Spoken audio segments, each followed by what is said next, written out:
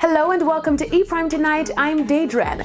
Jamil closes the final quarter of 2017 on a high. Cause girl, you mean love, you mean love. What kind of hurt the girl that come and tell me about? No, girl, you mean love, you mean love.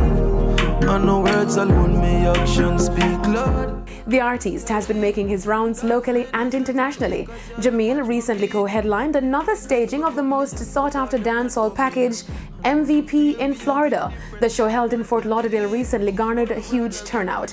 With only 2 years since his breakthrough hit Gain the World, the artist remains one of the most sought-after acts for some of the major festivals and shows on the reggae and dancehall international scene.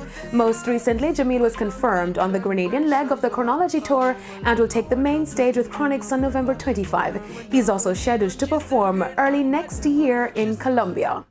Idonia lands a feature in a Canadian magazine. Canadian-based L3 magazine shines the spotlight on Jamaican dancehall star Idonia.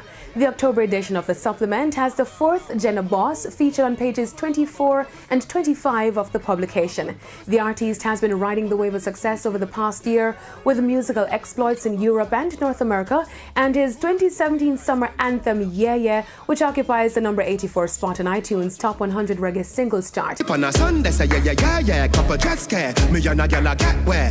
Get say, when me tell her say you're sexy, you laugh when I dig The artist also delivered another solid set on the recently concluded Oktoberfest Beer Festival in Nassau, Bahamas, where he was the headliner for the festival. Idonia is slated to release his debut album in the first quarter of 2018. And that's it for this evening's edition of E-Prime. I'm Daedran. Thank you for watching.